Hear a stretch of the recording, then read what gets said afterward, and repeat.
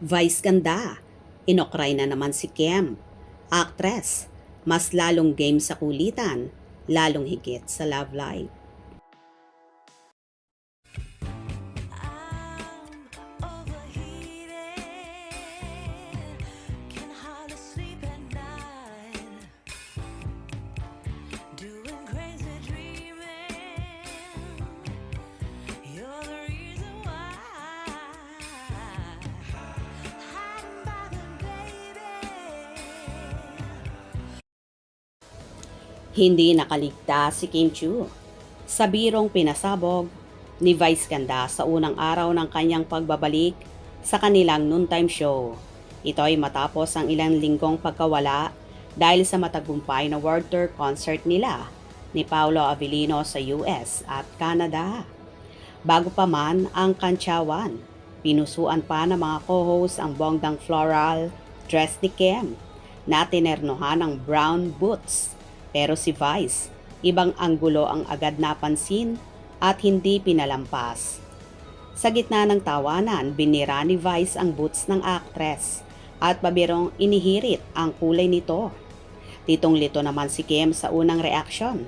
Halatang wala siyang idea kung saan patungo ang banat ng komedyante. Biro pa ni Vice, parang nakita raw niya ang boots ni Kim sa CR o comfort room. Kanina na agad namang ikinatawa ng studio audience at mga co-host. Inahalintulad umano dito sa kulay ng TAE. Doon na lumabas ang pilyang hirit na ikinagulat at ikinatawa rin ni Kim habang napapadepensa sa kanyang suot. Mas lalo pang naging buhay ang episode dahil sa natural na kulitan ng dalawa na nagbigay ng dagdag sigla sa show. Kahit halatang pagod, puyat at may jet lag, kitang-kita pa rin ang glowing aura ni Kim at ang saya sa kanyang mga mata. Marami ang nakapansin na tila hindi lang matagumpay ang concert tour nila ni Paulo, kundi pati ang naging romantic getaway nila sa US ay nag-iwan ng good vibes sa actress. Ayon sa unang balita, sa New York dumiretso ang Kim Pao matapos ang last leg ng show sa Toronto. Wala pang kumpirmasyon kung nag-side trip na sila sa ibang lugar o sinulit na lamang ang pananatili sa Big Apple.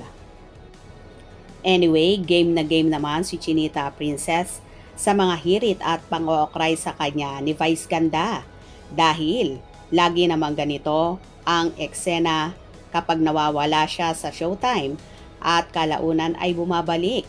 Katakot-takot na biruan at okrayan ang ibinabato sa kanya, lalo na kapag ang napapag-usapan na ay ang love life nito at ang rumored kasintahan na si Paulo. Hope you enjoyed. Please subscribe for more info.